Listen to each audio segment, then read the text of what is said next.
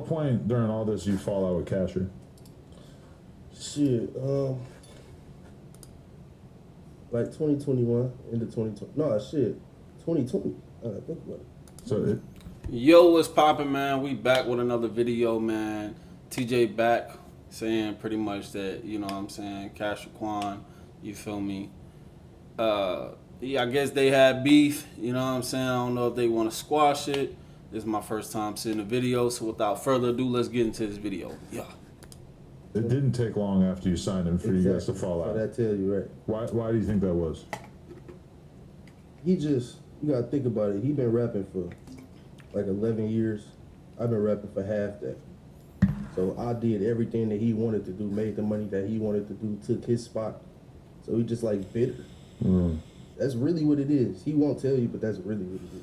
Do you think that you got signed and got all this money and you got the recognition because you were just like a younger, better looking version of him? No. You don't think that there was any?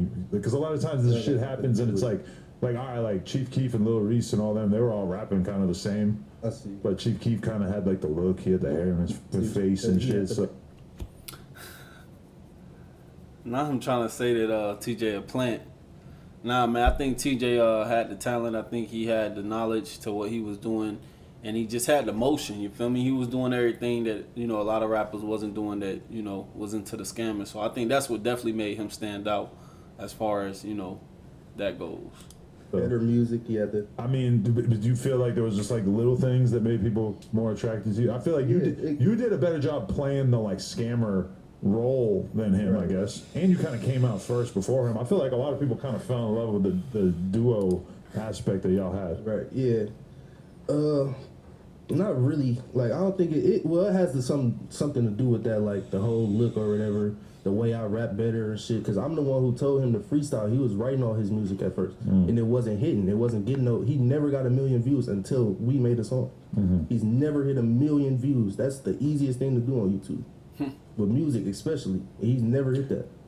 But there was something about it because I was like listening to all the old shit this morning, and I mean, like dynamic duo and just the energy and that freestyle that y'all did on No Jumper together and everything. Oh, yeah. It was just like an energy that when y'all would be rapping together, that it would just be a totally different thing. Something special happened. Hey, what y'all think about that, man? You know what I'm saying? Do y'all think that they had a tight duo or they had like a good, you know, partnership when it came to music? Or do y'all think that they just had a different style that, you know, people just never heard and, you know, just sound good together? Yeah, I understand. I feel that. I feel the same way. Right. But it'll never get back to that. It'll never get back to that because I noticed that on your new mixtape on streaming services that he's on multiple songs. How did that happen? That's like that's some old shit. That's some old. Oh, it's like a re-release. Yeah, it's like some old shit. Why'd you decide to do that? Because I'm trying to make all the money for myself now, like from the streams and shit. Trying to make all the money. Who was making the money before it? The label? Yeah, they had to recoup. And so they've already recouped and now you're just doing your own thing? Yeah. I'm solo. I'm independent now. But did you really have to buy yourself out like you were saying for 170 grand? Yeah, but it was. I ain't put the whole 100. I ain't gonna lie. I owe like 30K still, but shit, I'm basically out the deal. I never hear an artist having to pay back the label. That's what you got to do. That's how. If you want to get out your deal, that's what you got to do. Really? Yeah. Yeah, that's really what you got to do, man. So. If you're an artist and you trying to, you know, get out there and sign the deal, just be ready to pay that back with interest. You know, they're going to get their money back regardless. You feel me? So just be mindful of that. And so what?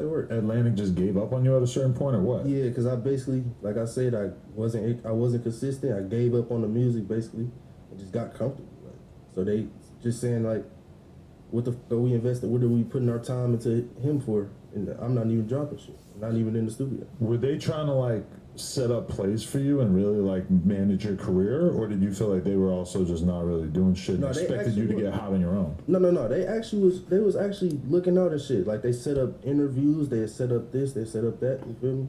Like they set up the HBO shit. Oh, okay. So you feel me? So I understand. So the whole concept of that documentary, which for the record I only seen the trailers, I didn't see the whole thing, but like they created the whole idea from scratch, or they just got you on it? I don't know. Because the whole thing was about you for the most part? Yeah, right. Okay. Damn, so they set that up. Did that actually like impact your popularity? Bruh, Shit changed after that? I be getting like older people and shit. Really? Up to me, swear, that should be crazy. Wow. Yeah. That is crazy. But so, like, I don't know, do you look at that shit now and you're like, damn, I wish that you had been able to, like, I don't know, like, take advantage of all the shit that they were trying to set up for you and everything? I did take advantage of everything. Like I said, I just wasn't dropping the music. I was doing everything with no music behind it. You see me? Like, it's no point. What's the point of being a rapper if you're just not dropping no music? Like, and I was before I signed, I was the most consistent rapper in the damn world. Right, you were putting out like too much music. Like too much. Like, that shit crazy. But I'm about to get back to that. It's on that. Yeah, because it's like, I don't know, you're kind of like flooding the system. Do you think that you ever overdid it and were just like putting out too much music and it was hard for the fans to pay attention to specific shit at a certain point? For sure. Definitely. You think you kind of overdid it? Yeah, too much music at one time. Interesting. I was doing like 3 tapes a month. Right. It's crazy. Young boy ain't even doing that shit. Yeah. But you got to think about it. That's 2019. That's old. Like, people doing that now, but I don't know.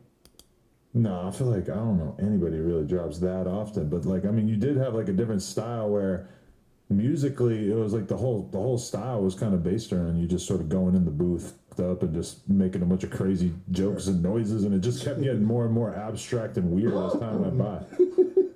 Right. I'm done with that shit. You're over that. You want to make like more like real music? Yeah. Really? Yeah. I'm so over that. I got way better music now.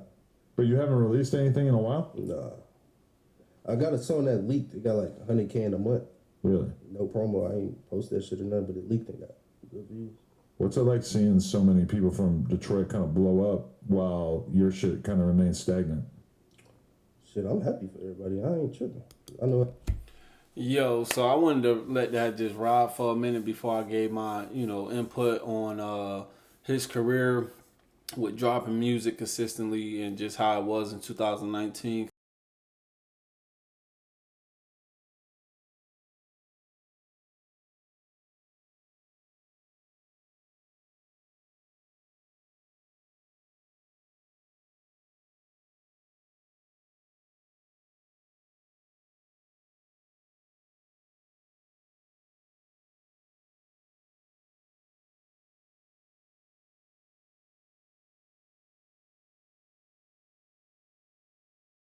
You feel me? Like, ain't nothing like a comeback. You feel me? Ain't nothing like falling down and realizing what you did and then getting back up and getting back to it. So I think that he going to come 10 times stronger for these next couple of years. And I'm looking forward to seeing what he got. You know what I'm saying? I'm definitely going to keep my ear to, what type of music he putting out and just see what type of videos he dropping. You know what I'm saying? I'll do some reaction videos to that too, because I think he definitely got a dope sound. I feel like he always had a dope sound. So let's just see how that go. What I'm about to do. I mean, like I said, I done already did what I did. Facts. Everybody that's doing it now, already did it. Do you think your name gets brought up enough though? Because it's a lot of guys who are older than you. Like we see, Babyface Ray popping off, V's. Yeah, but everybody know TJ had that shit on lock. Even like the whole Rio wave out of Flint and shit like that. But like, I don't know. Like, do you feel like your name comes up enough when they're talking about people who put on for Detroit? No. Because those dudes been doing it infinitely longer than you. Right, yeah. So they probably, of course. They were probably, did you feel like a hater vibe at a certain point from dudes who you kind of like passed up at that point? No, I don't really care. Like, I wasn't really thinking about that. You were just in your own world anyway? Literally, I was just in my own world, just making music. That's about it. Interesting. So, Kasher, like you guys have been kind of going back and forth, dissing each other and stuff, and like, what is the status of that now? Because you gave him like 30 grand when you signed, right?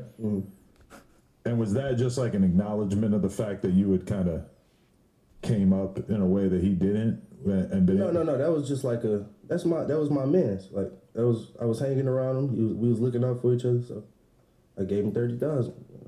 Was he? I promised it to him before I even signed it. So okay, was he trying to get signed at that time too, and it just wasn't happening? Yeah. But I'm the one who got Kasher Quan the deal. His first deal and his deal now.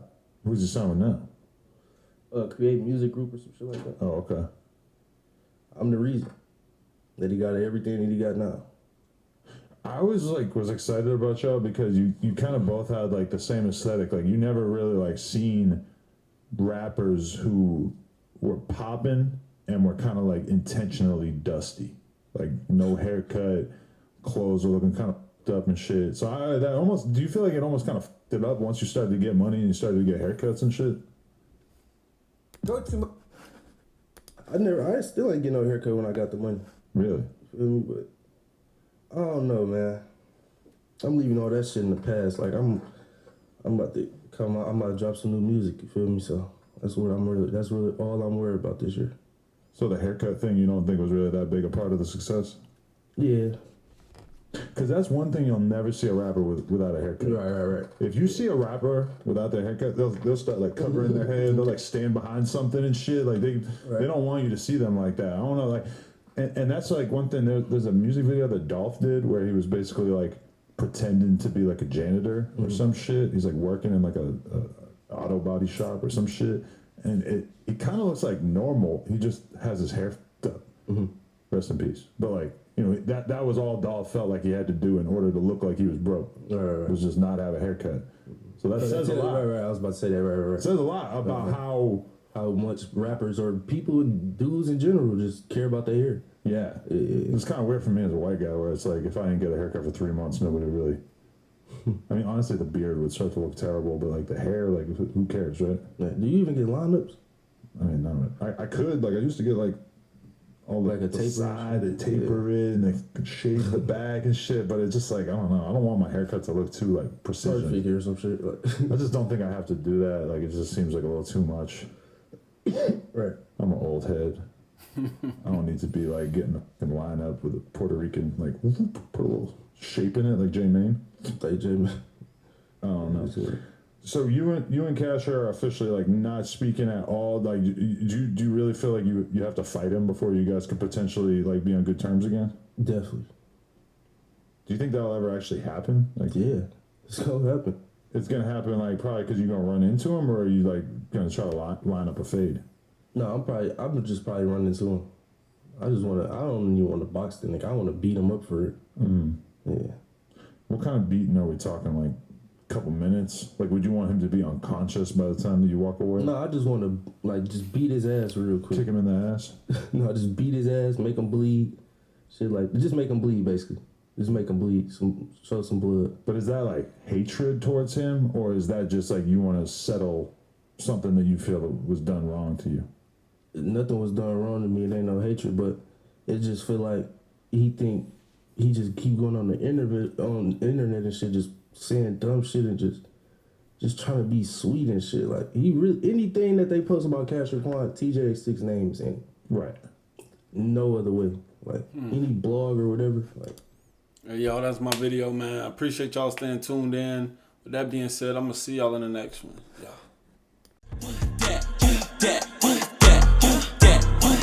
How he getting all these racks? How he getting all that cash? That's the question that they ask. But I'm spazzing on their ass. In my phone, I'm going fast. Fuck your questions, I'm a boss. I used to take hella losses. Now broke niggas keep your distance. I ain't got